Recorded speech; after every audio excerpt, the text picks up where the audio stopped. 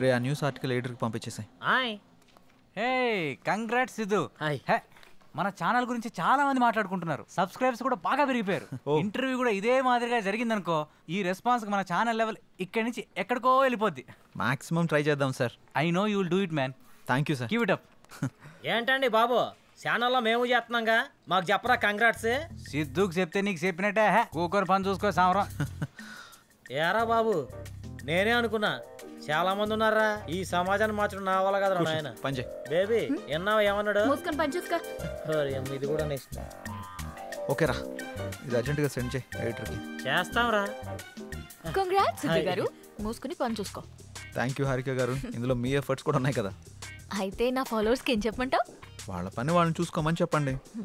నేను అడిగింది వాళ్ళ గురించి కాదు, మన గురించి. ఇంకా డిసైడ్ చేసుకోలేదు.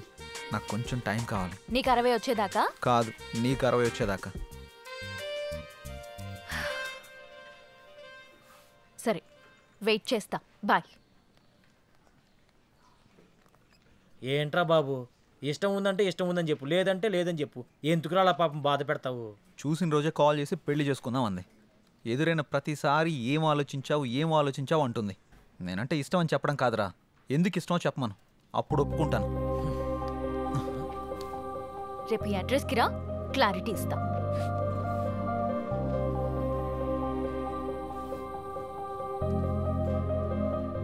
ఏంట్రా బాబు స్కూల్ అని రాసింది? కొంపదీసి ప్రేమ పాటలు చెప్పిద్దా ఏంటి? ఈ స్కూల్ అడ్రస్ రాసిందేంటి?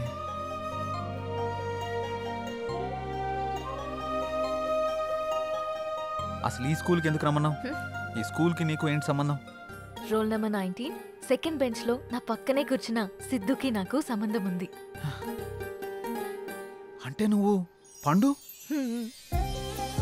అసలు నేను గుర్తుపట్టలేదు తెలుసా? నేను నిన్ను మొదటిసారి అక్కడే చూశాను.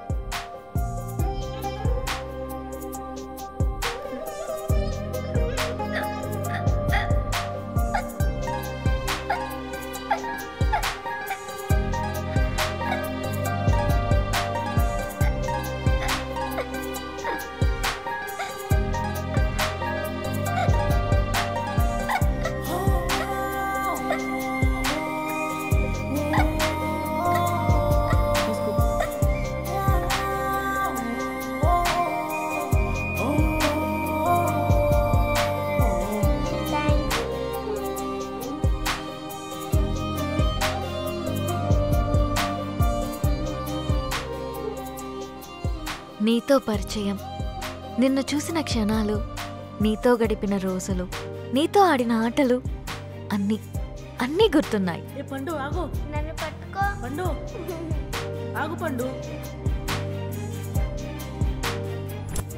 అలా 6th స్టాండర్డ్ అయ్యాక మా నాన్నకి మంగళూరు ట్రాన్స్ఫర్ అయ్యి ఇక్కడి నుంచి వెళ్ళిపోయా. మరి నన్ను ఎలా గుర్తుపట్టావు? ఇన్స్టాగ్రామ్ లో నేను అప్లోడ్ చేసిన మన ఇద్దరి ఫోటో కింద కమెంట్స్ అన్ని చదివి నీ ఫేస్బుక్ ని చెక్ చేశా. అందులో నీ చిన్నప్పటి ఫోటో చూసి నిన్ను గుర్తుపట్టాను. అందుకే నీకు సర్ప్రైజ్ ఇద్దామని ఇలా ఆట పట్టించాను. నీతో ఉన్నప్పుడు చాలా హ్యాపీగా ఉంటుంది. నీతో మాట్లాడుతున్నప్పుడు నీతోనే ఉండాలనిపిస్తుంది. నేను డెస్టినీని బాగా నమ్ముతాను. ఎప్పుడో దూరమైన మనం మళ్ళీ కలిసామంటే జీవితాంతం కలిసి ఉండడానికే అనుకుంటున్నాను. అందుకే చెప్తున్నా, ఐ లవ్ యూ. నేను ఎలా చెప్తే ఒప్పుకోను. మరి ఎలా చెప్పాలో? చిన్నప్పటి పండులా చెప్పాలి. ఏ పిల్లగా, నువ్వంటే నాకు చాలా ఇష్టం.